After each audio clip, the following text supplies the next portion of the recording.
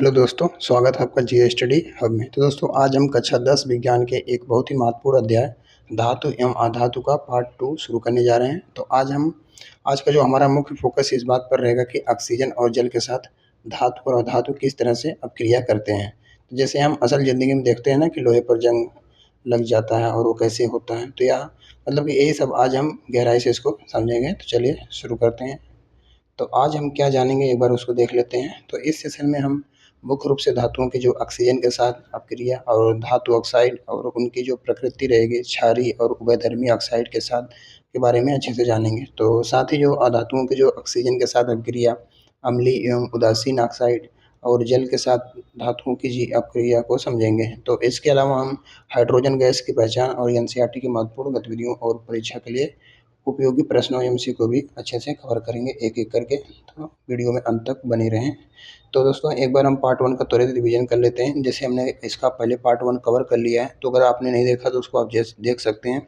अगर एक तरीके से प्रैक्टिस करना चाहते हैं तो आप एक तरह से नोट की तरह उसमें सारे सब कुछ डिटेल में दिया गया है, सब कुछ समझाया गया है। तो आप पार्ट 1 को ज़रूर देखें। तो आगे बढ़ने से एक बार जल्दी से हम पार्ट 1 का रिवीजन कर लेते हैं ताकि जो हमारा बेस मजबूत रहे। तो पार्ट 1 में हमने धातुओं और अधातुओं के भौतिक गुण देखे थे। धातुओं में चमक, कठोरता और आघातवर्धनीयता यानी कि पीट कर चादर बनाना और तन्यता, तार खींचना और ऊष्मा का विद्युत की चालकता जैसे गुण होते हैं। तो वहीं अधातु सामान्यतः जो चमक रहित होती है, भंगुर होती है और ऊष्मा वो जो विद्युत के कुचालक होते हैं। तो हमने पिछली वीडियो में आघातवर्धनीयता क्या होती है, भंगुर क्या होती है और इस तरीके से हमने कई सारे इन टर्म को अच्छे से समझा है पार्ट 1 में। तो इनको जाकर आप ज़रूर देखिएगा ताकि आपको एक-एक वर्ड जो है आपको लिखे हुए मिल रहे हैं, सारा एक-एक करके आपको उसमें क्लियर हो जाएँगे। आगे देखते हैं भौतिक गुण और रासायनिक गुण। तो अब सवाल आता है कि भौतिक और रासायनिक गुणों में अंतर क्या है? तो भौतिक गुण वे होते हैं जिन्हें हम पदार्थ के रासायनिक पहचान मतलब कि बदले बिना देख सकते हैं। मतलब कि भौतिक गुण होते हैं जिन्हें हम पदार्थ के जो रासायनिक पहचान मतलब कि बदले बिना भी देख या माप सकते हैं। और जैसे रंग हो गया, चमक हो गया, कठोरता हो गई, अवस्था हो गई, चालकता और गलनांक। वहीं जो रासायनिक गुण हमें यह बताते हैं कि कोई भी पदार्थ किसी भी दूसरे पदार्थ के साथ मिलकर नया पदार्थ बना सकते हैं या नहीं। तो जैसे ऑक्सीजन या जल के साथ अपक्रिया। तो इस तरीके से हम और अच्छे से इसको समझेंगे। तो रासायनिक अपक्रिया क्या है? तो जब एक या एक से अधिक पदार्थ आपस में मिलकर कुछ नया बनाते हैं तो उसे रासायनिक अभिक्रिया कहते हैं और इसे सामान्य रूप से हम अभिकारक या उत्पाद के रूप में लिखा जाता है। तो इसके बारे में हमने अभिकारक क्या होते हैं, उत्पाद क्या होते हैं, इसको अच्छे से हमने पिछले वीडियो में अच्छे से कवर किया है। उदाहरण के लिए जब हम मैग्नीशियम और ऑक्सीजन मिलाते हैं तो मैग्नीशियम ऑक्साइड बनता है, जैसे कि आप स्क्रीन पर देख सकते हैं। यहाँ मैग्नीशियम और ऑक्सीजन अभिकारक हैं और जो मैग्नीशियम ऑक्साइड हमारा उत्पाद है। तो आप समझ गए होंगे कि अभिकारक और उत्पाद क्या होते हैं। ये अभिकारक होता है हमारा और ये क्या होता है, उत्पाद होता है। आगे बढ़ते हैं। इस पाठ का मुख्य विचार। तो इस पूरे पाठ को हम एक बहुत ही सरल क्रम में समझेंगे। सबसे पहले धातु और ऑक्सीजन मिलकर धातु ऑक्साइड बनाएंगे, फिर हम देखेंगे कि इस धातु ऑक्साइड की प्रकृति कैसी है और इसके बाद अधातु और ऑक्सीजन की अपक्रिया और अंत में धातु और जल की अपक्रियाशीलता की तुलना करेंगे। तो हम इसे स्टेप बाय स्टेप पर अच्छे से समझेंगे। धातुओं की ऑक्सीजन के साथ अपक्रिया। तो जब धातुएं ऑक्सीजन के साथ अपक्रिया करती हैं तो सामान्यतः क्या बनाती हैं, धातु ऑक्साइड बनाती हैं।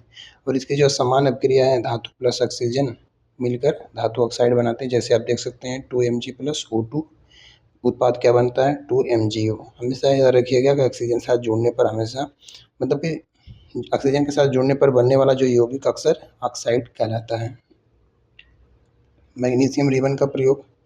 तो आइए इसे एक प्रयोग से समझते हैं कि जब हम मैग्नीशियम रिबन को हवा में जलाते हैं तो वह एक बहुत ही चमकीली सफ़ेद लौ के साथ जलता है और जलने के बाद हमें एक सफ़ेद रंग का चूड़ मिलता है। तो यह सफ़ेद चूड़ और कुछ नहीं बल्कि क्या होता है, मैग्नीशियम ऑक्साइड MgO है।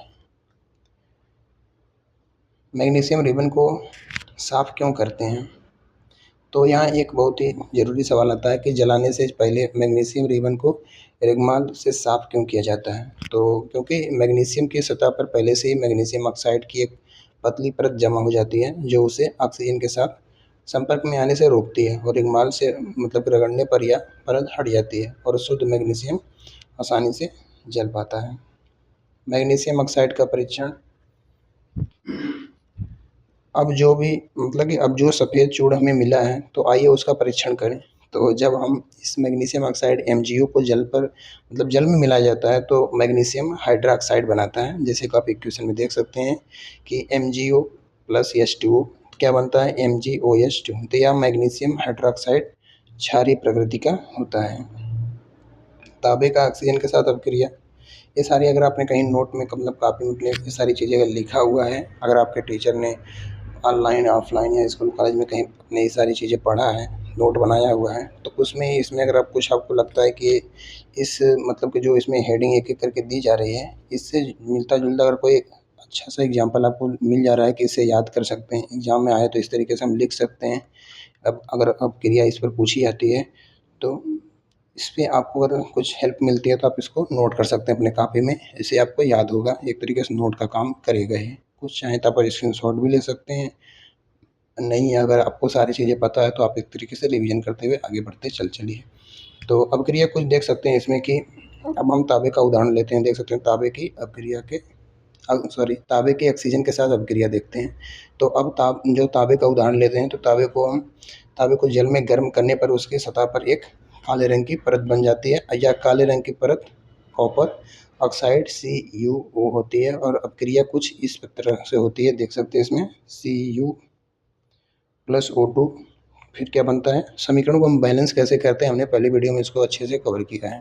तो इसमें देख सकते हैं कि C2Cu तो ये भी 2 हो गया और O2 के साथ ऑक्सीजन भी 2 हो गया। तो इस तरीके से हमने पिछले वीडियो में इसको अच्छे से बनाना सीखा है कि ये कैसे बनते हैं, समीकरणों को संतुलित कैसे किया जाता है, समीकरण संतुलित कैसे कहते हैं, सब कुछ हमने हेडिंग के साथ समझाया हुआ है। अगर आपको आता भी है तो कोई बात नहीं, आप उसको छोड़ सकते हैं, आप पार्ट 2 को कवर करिए। तो एल्युमिनियम के ऑक्सीजन के साथ अपक्रिया, तो इसी तरह एल्युमिनियम भी ऑक्सीजन के साथ अपक्रिया करके एल्युमिनियम ऑक्साइड बनाता है। तो इस तरीके से आप समझ सकते हैं एक एक हेडिंग से कैसे इक्वेशन बनती है और किस मतलब कि इसको देख सकते हैं समीकरण, इक्वेशन का समीकरण कहिए, समीकरण कैसे बनते हैं, जो मैं आपको हेडिंग बता रहा हूँ उसके साथ क्या क्या एलिमेंट लगे होते हैं, उससे हमें क्या उत्पाद मिलता है। तो इस तरीके से आप रिवीजन कर सकते हैं इस तरीके से। तो इसमें देख सकते हैं कि एल्युमिनियम की सतह पर बनने वाली यह ऑक्साइड की परत बहुत ही मजबूत और सुरक्षात्मक होती है। आगे बढ़ते हैं। एल्युमिनियम जल्दी ख़राब क्यों नहीं होता, एल्युमिनियम जल्दी ख़राब क्यों नहीं होता।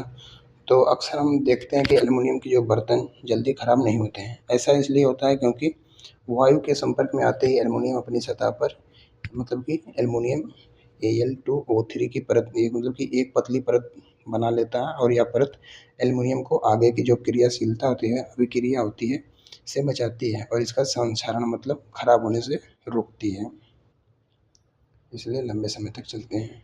लोहे के ऑक्सीजन के साथ अपक्रिया, तो अब बात कर लेते हैं लोहे की। तो लोहा हवा में मौजूद ऑक्सीजन और नमी के कारण धीरे धीरे संक्षारित होने लगता है और लोहे की जो वस्तुओं पर जो बनने वाली इसी लाल भूरी परत को हम आम भाषा में क्या कह देते हैं, जंग कहते हैं।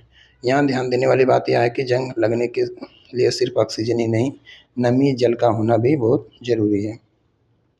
सोडियम और पोटेशियम की अपक्रिया, तो अब बात करते हैं लोहे की। लोहे हवा में मौजूद जो ऑक्सीजन की नमी, इसमें देख सकते हैं सोडियम और पोटेशियम, सॉरी हमने तो इसको देख लिया था ऑक्सीजन वाला। तो इसमें देखते हैं सोडियम और पोटेशियम की अपक्रिया।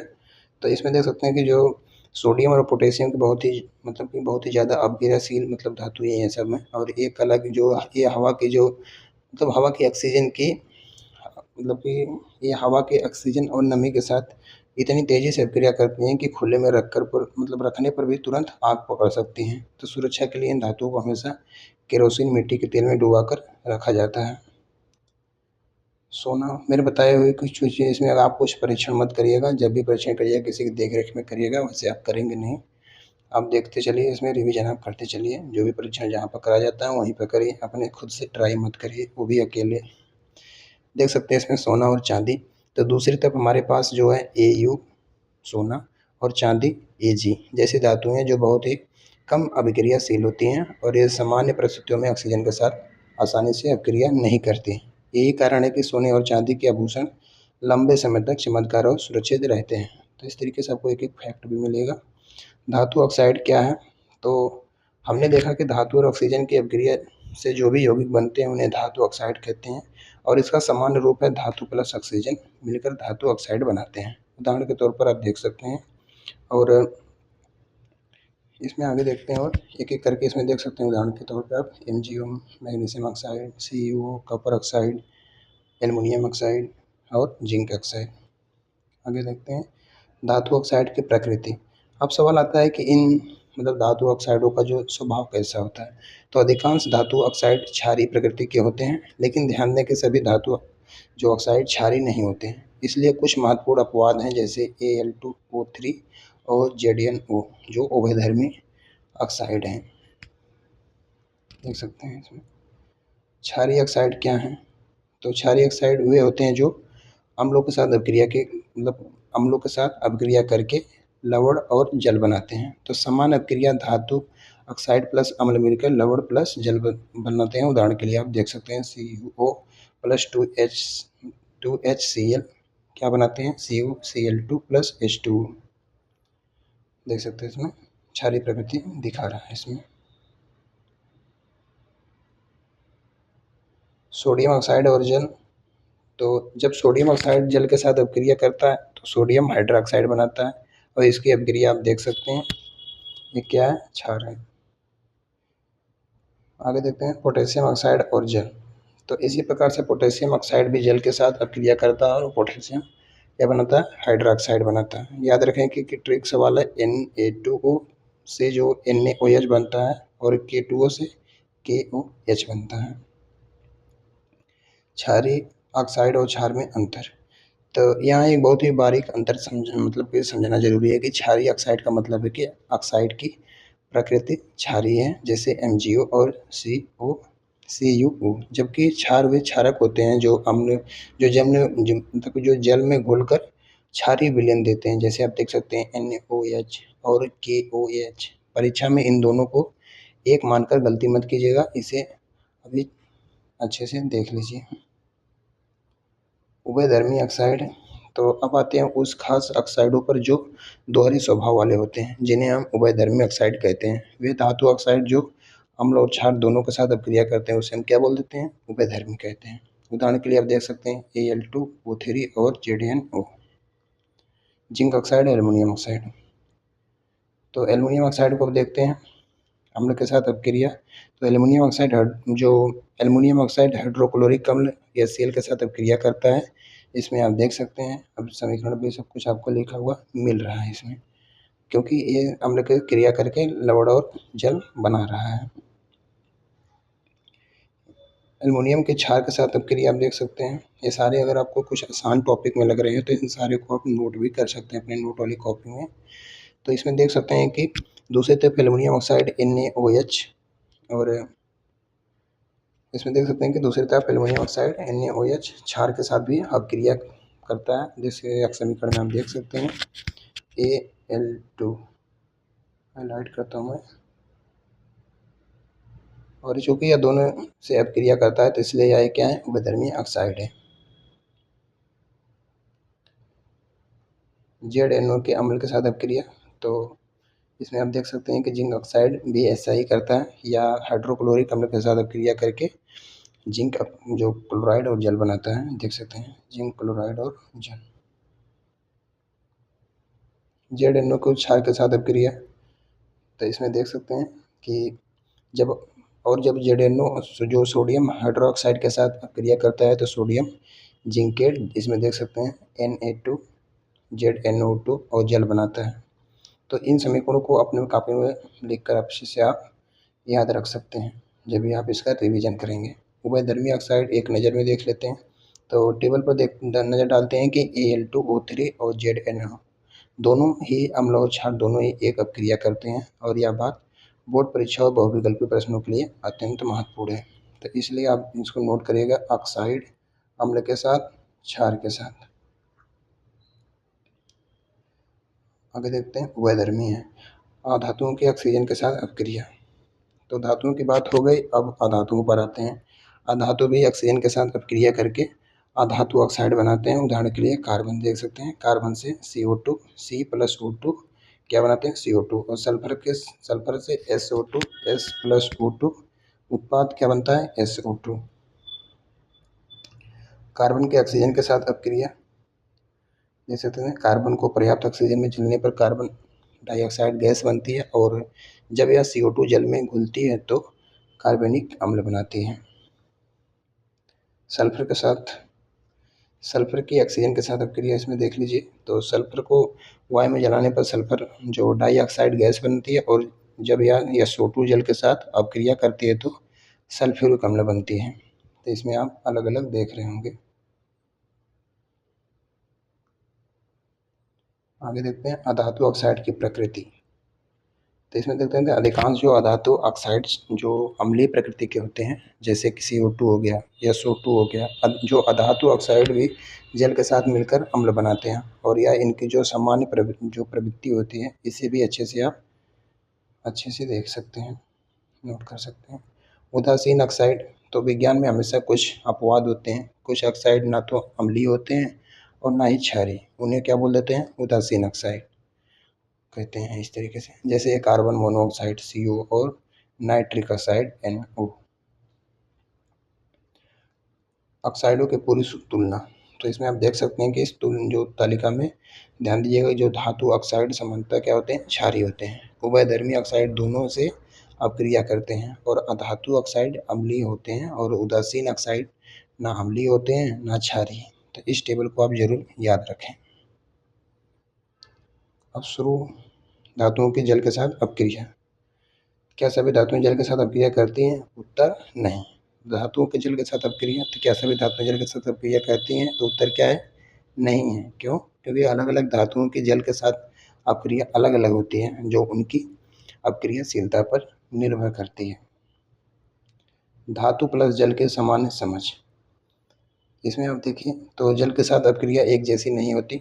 कुछ धातुएं जल के साथ अपक्रिया करके हाइड्रोक्साइड बनाती हैं, कुछ भाप के साथ ऑक्साइड बनाती हैं और कुछ जल के साथ बिल्कुल अपक्रिया नहीं करती। तो आइए इन्हें एक एक करके देखते हैं आगे की स्लाइड में। सोडियम के जल के साथ अपक्रिया, इसमें देख सकते हैं सोडियम ठंडे जल के साथ बहुत ही तीव्र अपक्रिया करता है और इनमें से हाइड्रोजन गैस निकलती है और बहुत ज़्यादा ऊष्मा उत्पन्न होती है और इसकी वजह से कभी कभी हाइड्रोजन आग भी पकड़ लेती है। तो इसका समीकरण आप देख सकते हैं।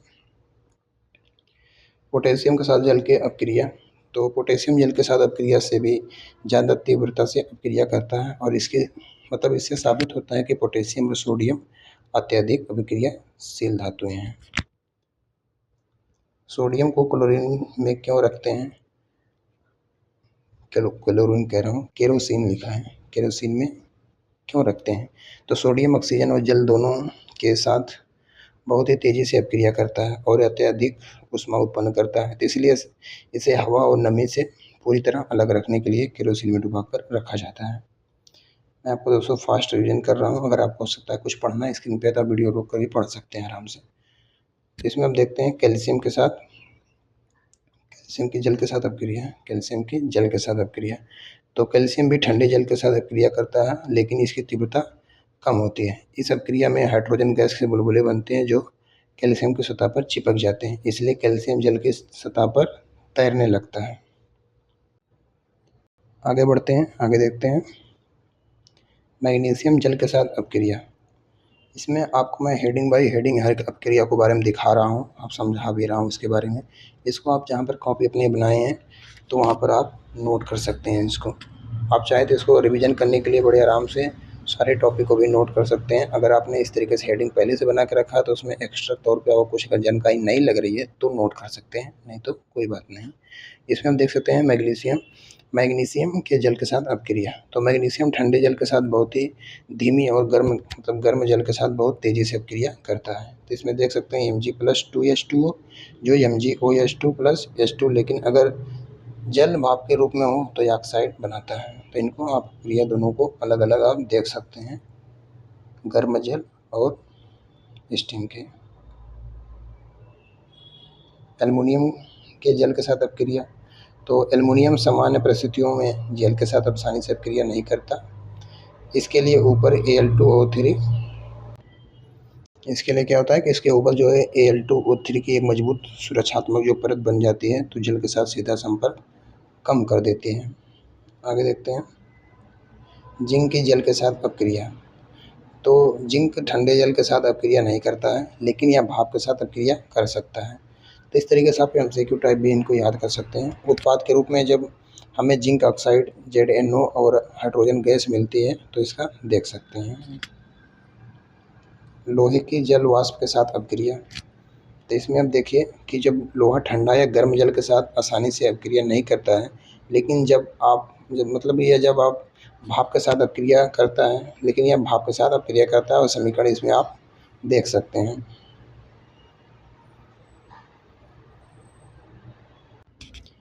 आगे बढ़ते हैं, देखते हैं आगे। तांबा और चांदी और सोना।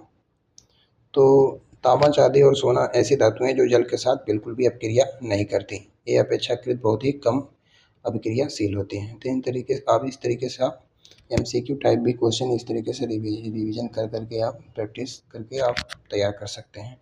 तो जल के साथ धातुओं की अपक्रिया पूरी तालिका में से आप इसमें देख सकते हैं कि धातु जल के साथ व्यवहार, धातु जल के साथ व्यवहार, इस तरीके से हमने अलग अलग इसकी पूरी कैटेगरी बनाई हुई है टेबल में। तो इसको आप आराम से पढ़ सकते हैं, रिवीजन अपना कर सकते हैं।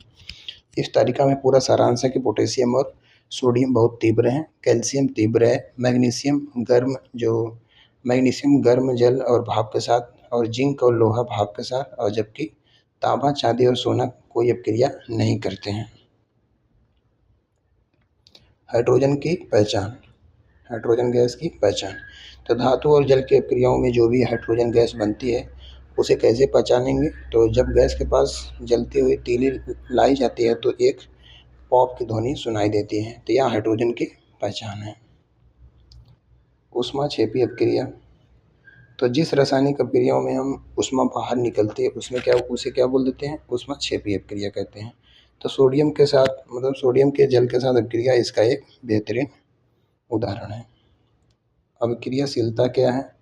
तो किसी भी पदार्थ के दूसरे पदार्थ के साथ अपक्रिया करने की प्रवृत्ति को क्या बोलते हैं? अभिक्रियाशीलता कहते हैं। तो सोडियम बहुत अधिक अभिक्रियाशील है, जबकि तांबा और सोना बहुत ही कम अभिक्रियाशील है। ऑक्सीजन और जल दोनों को जोड़कर समझें तो क्या होता है? तो यहाँ इस चार्ट में हम दोनों को एक साथ जोड़कर देख सकते हैं कि धातु और ऑक्सीजन मिलकर धातु ऑक्साइड बनाते हैं, जबकि जल और भाप के साथ अलग अलग परिणाम मिलते हैं। इस धातु की अपक्रिया समान नहीं होती है। महत्वपूर्ण समीकरण ऑक्सीजन के साथ। तो इसका आप एग्जाम्पल नोट कर सकते हैं। तो इन स्लाइडों पर आपके लिए ऑक्सीजन, जल, भाप और ऑक्साइड की प्रकृति को दर्शाने वाले सभी महत्वपूर्ण समीकरण एक साथ दिए गए हैं, जिन्हें अपने आप नोटबुक में जरूर लिखकर अभ्यास करें। महत्वपूर्ण समीकरण ऑक्साइड और जल, इसको भी आप देख सकते हैं। तो यहाँ समीकरणों को आसानी से याद रखने के लिए शानदार ट्रिक दी गई है कि धातु प्लस ऑक्सीजन क्या बनाते हैं? धातु प्लस ऑक्सीजन इक्वल टू धातु ऑक्साइड, अधातु प्लस ऑक्सीजन इक्वल टू अधातु ऑक्साइड है। तो इन दोनों को बड़े आराम से आप नोट कर सकते हैं। अब इसको बार बार देख सकते हैं, इससे आपको रिवीजन होता रहेगा। महत्वपूर्ण समीकरण धातु और जल। तो इसमें हम दोस्तों देख सकते हैं कि इन स्लाइडों में एनसीईआरटी की महत्वपूर्ण गतिविधियों और मैग्नीशियम रिबन को जलाना, तांबे का ऑक्सीजन और ऑक्साइड की प्रकृति के परीक्षण में क्या होता है कि हमें इसमें बोर्ड परीक्षाओं में सीधे प्रश्न मिलते हैं इससे। तो इसमें आप देख सकते हैं धातु और जल के साथ सारे आपको दिख रहे होंगे समीकरण। जो उसको आपको आसान लगता है, जो समझ में जल्दी आता हो, उसको आप नोट करके रख सकते हैं बारी बारी से, और इसको आप इसको याद रखेंगे तो ये ऑटोमेटिक आप बैलेंस कर पाएंगे। आगे देखते हैं महत्वपूर्ण समीकरण भाप के साथ। तो इसमें आप अलग अलग देख सकते हैं अपने हिसाब से, भाप के साथ ऑक्सीजन के साथ कैसे कैसे होता है, काम करता है, अलग अलग हमने इसको आपको स्लाइड के माध्यम से दिखा दिया है। नोट करना चाहें तो इसमें से आप नोट कर सकते हैं। एक एक को मैं समझाऊंगा, बताऊंगा तो बहुत सारे टाइम इसमें लग जाएगा। तो इस तरीके से आप एग्जाम्पल के तौर पर अपने नोट कॉपी में से स्क्रीनशॉट लेकर रख सकते हैं और नोट कर सकते हैं, जिससे आपका अभ्यास लगातार बनता रहेगा। समीकरण को याद करने की ट्रिक आप इसमें देख सकते हैं। तो इसमें देख सकते हैं ऑक्सीजन के साथ धातु प्लस ऑक्सीजन, धातु ऑक्साइड, अधातु प्लस ऑक्सीजन, अधातु ऑक्साइड। तो इसमें आप ऑक्सीजन के साथ देख सकते हैं, जल और भाप के साथ देख सकते हैं, और धातु ऑक्साइड प्लस जल अम्ल। तो इस तरीके से आप अलग अलग इनको देख सकते हैं। तो इन स्लाइडों में एनसीईआरटी की जो महत्वपूर्ण जो गतिविधियाँ हैं, इसमें मैग्नीशियम रिबन को जलना, तांबे का ऑक्सीजन ऑक्सीकरण और ऑक्सीजन की प्रकृति परीक्षण। इसमें बोर्ड में इस तरीके से क्वेश्चन इसमें पूछे जाते हैं। तो दोस्तों इनको आप जरूर याद रखिएगा। देख सकते हैं इस स्क्रीन पर आपको सब कुछ मिल भी रहा है। एनसीईआरटी की अद्वितीय ताबे वाली ऑक्सीकरण, ये भी आप देख लीजिए। एनसीईआरटी अवधारणा ऑक्सीजन की प्रकृति आप इसमें देख सकते हैं। मैग्नीशियम ऑक्साइड को जल के साथ अभिक्रिया करने पर। और आगे देखते हैं बच्चों के लिए सबसे आसान समझ, धातु प्लस ऑक्साइड, धातु ऑक्साइड, अधातु प्लस ऑक्सीजन, अधातु ऑक्साइड। तो इनको पूरे चार्ट को आप केवल 4 लाइन में भी समझ सकते हैं, देख सकते हैं। तो इनको अगर आप कॉपी में कहीं नोट कर लेंगे तो इससे आपको बहुत जल्दी याद हो जाएगा सारी चीज़ें। देख सकते हैं सामान्य गलतियाँ क्या होती हैं।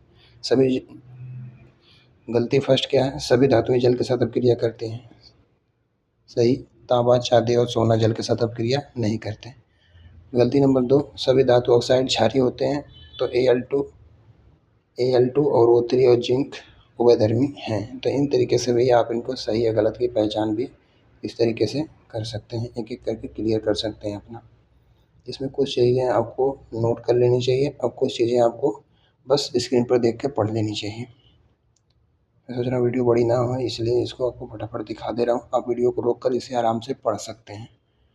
मैंने इसमें बहुत ही साफ और क्लीन स्क्रीन आपको दिखा रहा हूँ, इसलिए आप इसके ऑक्सीजन के साथ ऑक्साइड 1 मिनट में भी आप पूरा रिवीजन कर सकते हैं। अधातु के साथ, जल के साथ एकदम पूरा नोट की तरह आपको मिल रहा है, एकदम बना बनाया।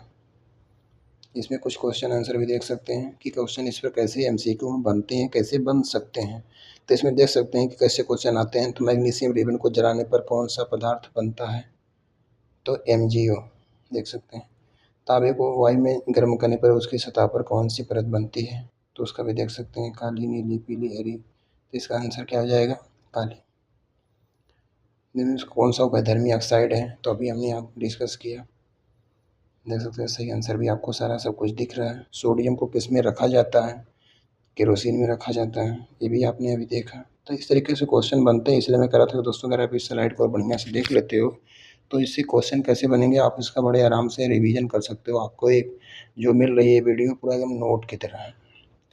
कौन सी धातु जल के साथ अभिक्रिया नहीं करती, तो भी देख सकते हैं। अधिकांश धातु ऑक्साइड किस प्रकृति के होते हैं, अम्लीय होते हैं। धातु और जल की अभिक्रिया में समानतः कौन सी गैस बन सकती है, वो भी आप देख लीजिए, H2। इसमें देख सकते हैं इनमें से कौन सा उदासीन ऑक्साइड है, CO। सही या गलत को भी देख सकते हैं। इसमें कुछ चीज़ें आपको लगता है कि सभी धातुएं जल के साथ अभिक्रिया करती हैं, गलत। सोडियम जल के साथ ये बहुत ही तीव्र अभिक्रिया करता है, सही। इसमें भी देख सकते हैं उभयधर्मी ऑक्साइड है, जिसको अभी मैंने आपको दिखाया है। ये क्या है, क्षारीय ऑक्साइड है। ये सारे दोस्तों इंपॉर्टेंट हैं, इनको आप जरूर एक बार 2 बार जरूर पढ़ें। रिक्त स्थान अगर भरने के लिए इस तरीके से अगर एग्जाम में आता है तो भी आप इनसे मिलता जुलता देख सकते हैं कि क्वेश्चन किस तरीके से आ सकता है।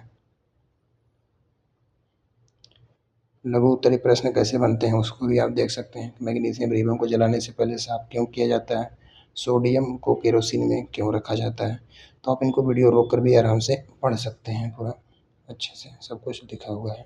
उभयधर्मी ऑक्साइड क्या है, अगर आपने कुछ अपने नोट कॉपी में कुछ अगर बड़े उदाहरण के साथ या बड़े हेडिंग में आपने लिखा है, समझ में नहीं आ रहा है, तो इससे अगर आपको समझ में आ रहा है तो यहाँ से आप कुछ पॉइंट नोट करके अपनी कॉपी में नोट कर सकते हैं, जो आपको बार बार पढ़ने में बड़े आराम से लिख पाएंगे। हो सकता है आपने कोई भी लाइव क्लास अटेंड किया, उसमें नोट नहीं बनाया, तो इसका स्क्रीनशॉट लेकर रख सकते हैं, या लाइव वीडियो में ही रोक कर इसको अपनी कॉपी में नोट कर सकते हैं। देख सकते हैं दिए गए उत्तरीय प्रश्न कैसे कैसे बनते हैं, सारा आपको सब कुछ इस चैप्टर से रिलेटेड मिल रहा है। तो अगले वीडियो भी इसी तरीके से आपको पूरा मटेरियल के साथ मिलेगी, तो अगला वीडियो भी देखना मत भूलिएगा। परीक्षा में सबसे महत्वपूर्ण बिंदु क्या बनते हैं, वो भी आप देख लीजिए।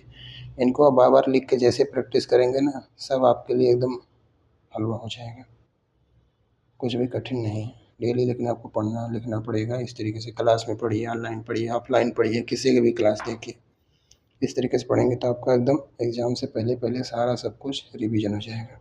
आज हमने क्या सीखा, आप देख सकते हैं स्क्रीन पर कि रासायनिक गुण अपक्रिया, धातुओं के ऑक्सीजन के साथ अपक्रिया, मैग्नीशियम तांबे के साथ अपक्रिया, पूरा एकदम नोट की तरह आपको मिल गया है। आप इसे कॉपी में बड़े आराम से नोट कर सकते हैं। धातु ऑक्साइड की प्रकृति, क्षारीय व अवधर्मी ऑक्साइड। अगली क्लास में अब क्या पढ़ेंगे, पार्ट 3 में देख सकते हैं। धातुओं और धातुओं के लवणों के साथ देख सकते हैं क्रिया, देख सकते हैं दोस्तों। सारा सब कुछ आपको इसी तरीके से अगले पार्ट में सब कुछ अरेंज होके मिलेगा। तो केवल समीकरण याद मत रखो, हर अभिक्रिया को देखकर समझकर याद करो। तो दोस्तों ये थी आज की वीडियो। आपको वीडियो कैसी लगी ज़रूर बताइएगा। चैनल पर नए हैं तो सब्सक्राइब जरूर करिएगा। वीडियो अगर पसंद आ रही हो तो लाइक भी करिएगा। तो मिलते हैं किसी अन्य वीडियो में, अगले वीडियो में इसी के साथ पार्ट 3 में। तब तक के लिए धन्यवाद। Thanks for watching. पढ़ते रहिए।